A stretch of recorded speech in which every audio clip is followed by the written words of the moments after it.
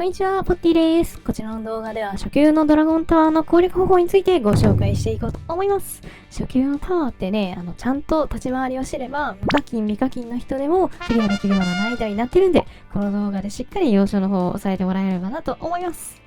初級のタワーではですね、頭や左手のベース SR 装備がドロップすることもありまして、装備できれば大幅にステータスを強化できますし、もしね、装備できなくても、撃ったらね、その数百ドルぐらいの価値があるんで、育成したい方にも、お金稼ぎをしたい方にも嬉しいようなコンテンツになっていますので、ぜひチャレンジしてみましょう。ということでですね、詳細の方をご説明していこうと思います。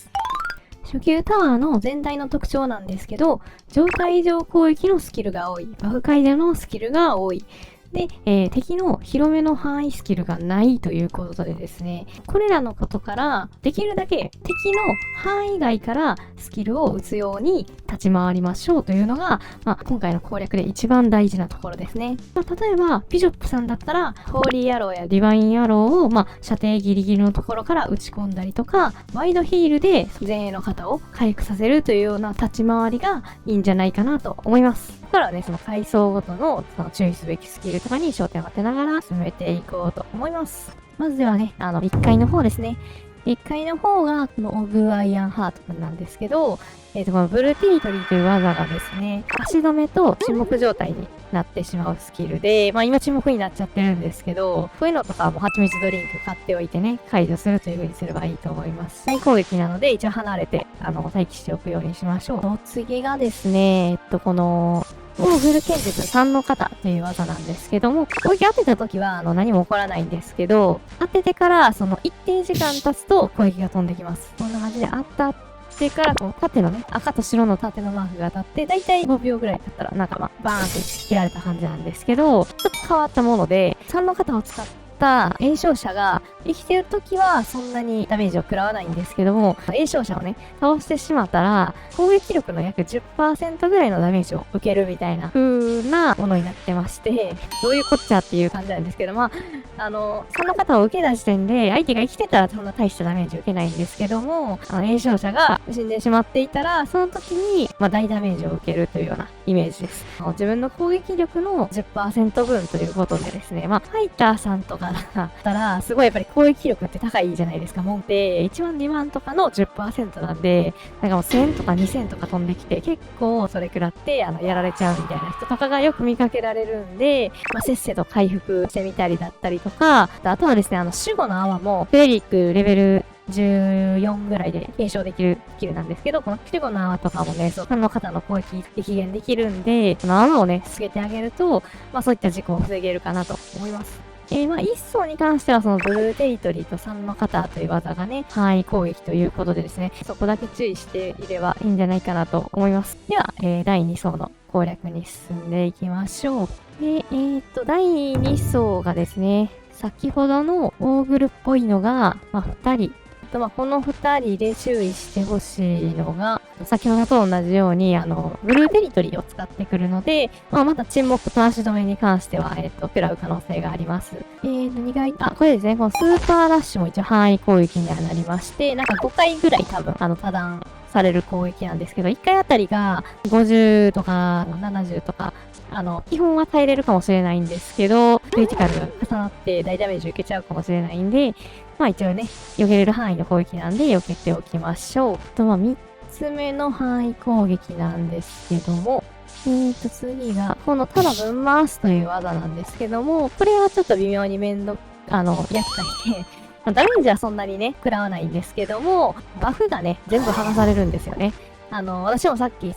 マインドリフレッシュとかかけてたんですけども、バイタルとか、慈悲とか、慈悲の心とか、いろいろ、そういったね、バフ系を全部ね、一撃で剥がされる範囲攻撃なんで、避けた方がいいですし、された後にね、余裕があれば、プロテクションとか、慈愛の心とかをパパッとかけてもいいかもしれないです。2階に関してはもうほとんどそれがラストなんですけども、あともう1個だけ、範囲攻撃ではないんですけど、このオーバーマッスルフィールドですね。あれを使われると、相手の攻撃力がすごい上昇するのもあるんですけど、範囲に入ってたこっちも攻撃力がすごい上昇するんで、ファイターの人とかだったら結構攻撃力とか影響あるんで、ある意味受けた方がいいんですではね、次ね、3回の方やっていきましょう。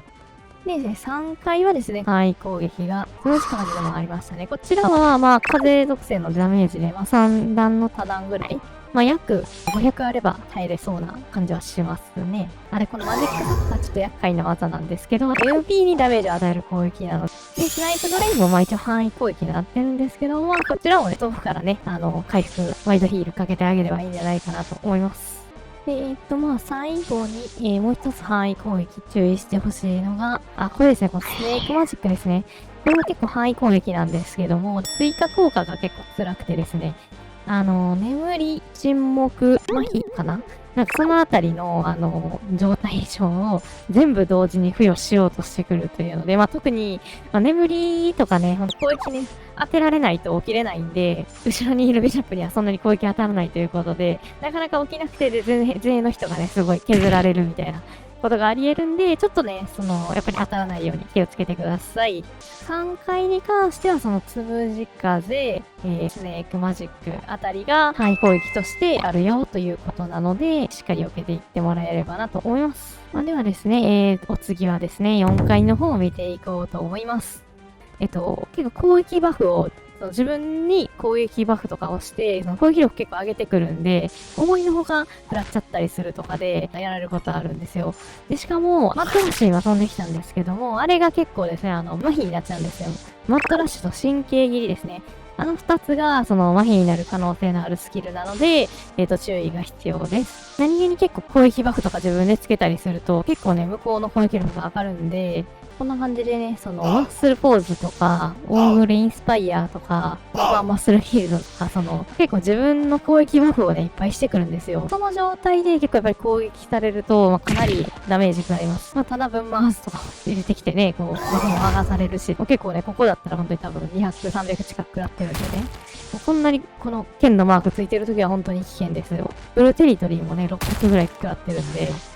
クリティカルじゃなくてそれぐらい食らってるんでね、本当に、これがすごい溜まってる時とかに、された時には多分、700、もう1000ぐらいね、多分、食らいかねないんで、その点はちょっと注意した方がいいかもしれないですね。本当に4回はそこが、相手の攻撃バフの量で威力が結構変わってくるんで、防御バフつけれたらつけてあげて、あとは回復ですね。回復を、定期的にね、せっせと回復してあげてください。